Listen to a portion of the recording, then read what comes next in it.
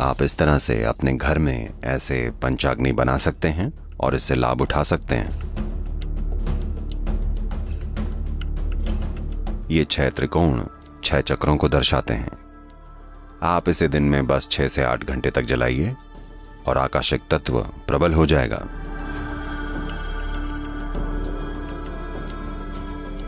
अगर बीमार लोग हैं, बढ़ती उम्र के बच्चे हैं, बूढ़े लोग हैं, तो ये उनके लिए चमत्कार करेगा।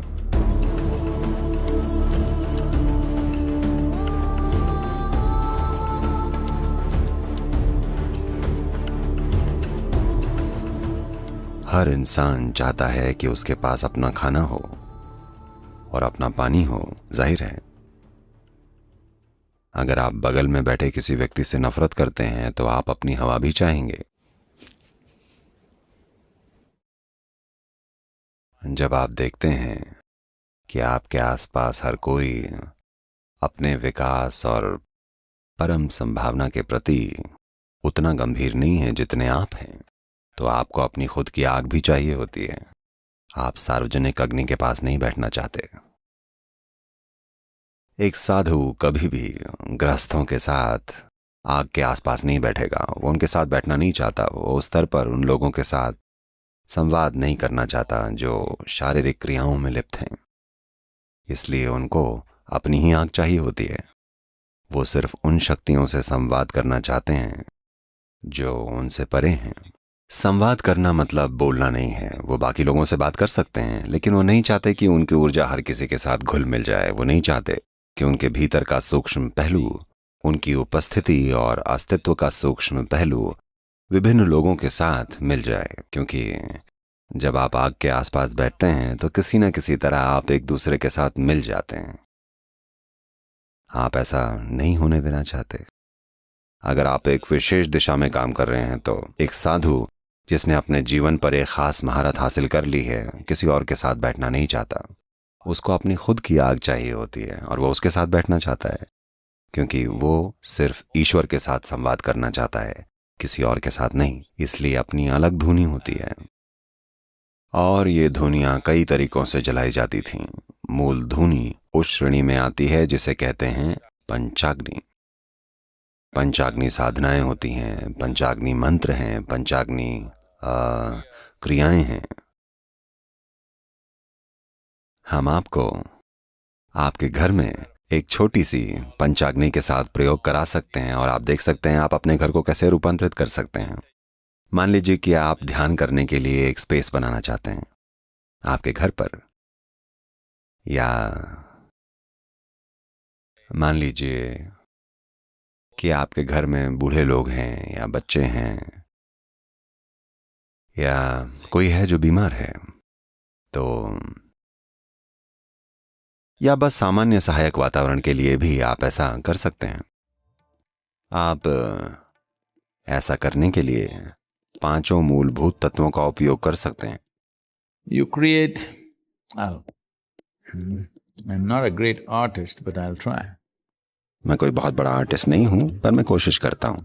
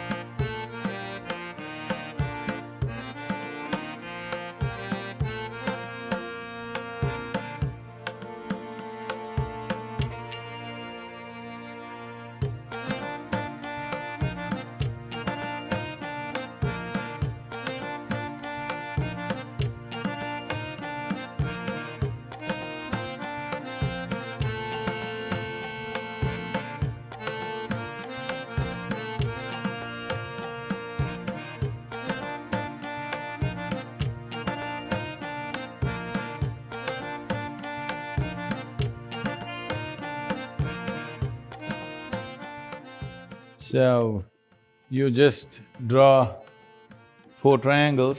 तो आप बस 4 त्रिकोण बनाइएगा, 2 ऊपर की ओर देखने वाले त्रिकोण, 2 नीचे की ओर देखने वाले त्रिकोण। मान लीजिए आपने इसे 10 बाई 10 फुट की जगह दी है या 6 बाई 6 फुट की, जैसी भी जगह आप बनाना चाहते हैं, और बीच के 2 त्रिकोण एक दूसरे को काट रहे हैं ताकि ये अनाहत का एक तारा जैसा बन जाए। आप इसे आटे से बना सकते हैं, चावल के आटे से, या आप इसे अनाजों से बना सकते हैं, यूँ कहिए कि दालों से या सिर्फ चावल से। आप बस एक ढांचा बना सकते हैं या इसे भर सकते हैं। महत्वपूर्ण बात यह है कुछ ऐसा जो पृथ्वी से जुड़ा हो। आप ऐसा करने के लिए महीन लाल मिट्टी का भी उपयोग कर सकते हैं। तो यहाँ कुल मिलाकर 6 त्रिकोण हैं। These 6 triangles represent the 6 chakras. ये 6 त्रिकोण 6 चक्रों को दर्शाते हैं, क्योंकि 7वां वाला ऐसा नहीं है जिसे आप ऐसे प्रभावित कर सकते हैं। ये 6 चक्र हैं और 5 तत्व हैं और 5 अलग अलग अग्नियां हैं। तो आप एक प्लेट लीजिएगा, बेहतर होगा कि तांबे की प्लेट हो या किसी भी धातु की प्लेट हो सकती है। इसे पानी से भर लीजिए और उसमें आप एक दिया रखिए, घी का एक दिया या वनस्पति तेल का दिया। अच्छा होगा कि तिल का तेल हो। तिल गर्मी पैदा करता है। सर्दियों में पूरे दक्षिण भारत में लोग बहुत सारे तिल खाया करते हैं ताकि शरीर के अंदर गर्मी पैदा हो। ये भारी मात्रा में गर्मी पैदा करता है। तो तिल का तेल या घी या कोई अन्य वनस्पति तेल के 5 दिए और इसके आसपास पानी। आप बस इसे दिन में 6 से 8 घंटे तक जलाइए। ये जगह एक निश्चित स्तर की आभा इकट्ठा कर लेगी और आकाशिक तत्व प्रबल हो जाएगा। अगर बीमार लोग हैं, बढ़ती उम्र के बच्चे हैं, बूढ़े लोग हैं, तो ये उनके लिए चमत्कारिक रूप से काम करेगा। या अगर आप ध्यान करना चाहते हैं, आप ध्यान करने के लिए एक जगह बनाना चाहते हैं, ये खूबसूरती से काम करेगा। आप बस ऐसे अपने लिए इस तरह की जगह बना सकते हैं हर रोज़। अगर आप इन्हें सिर्फ 6 से 8 घंटे तक जला लें और फिर आप इसे हटा सकते हैं और वहाँ बैठ सकते हैं। या आप इसे एक परमानेंट चीज़ भी बना सकते हैं।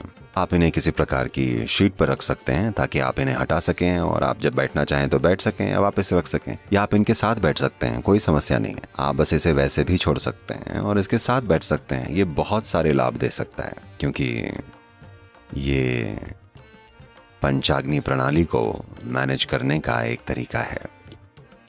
अगर कोई उससे जुड़े मंत्रों को और क्रियाओं को सीखना चाहता है तो ये संभव है, लेकिन इसमें एक अलग स्तर की सहभागिता और ध्यान की ज़रूरत होगी। लेकिन ये कुछ ऐसा है जो हर कोई कर सकता है। तो आप अपने घर में इस तरह से पंचाग्नि बना सकते हैं और उससे लाभ उठा सकते हैं।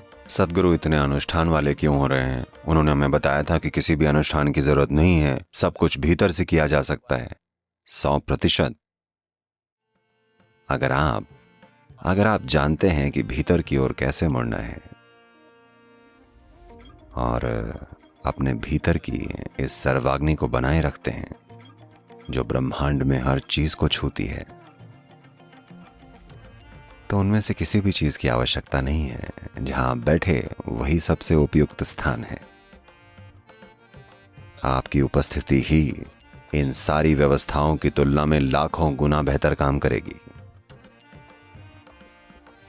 लेकिन अगर आपके पास वो नहीं है तो बाहर से सहायता लेने में कुछ गलत नहीं है। अगर आप ऐसी स्थिति में हैं कि आपके होने का तरीका आपके आसपास की किसी चीज से प्रभावित नहीं होता, तो आपको किसी अनुष्ठान की जरूरत नहीं है। आपको कुछ नहीं चाहिए होगा, जो भीतर है वो सब संभाल लेगा।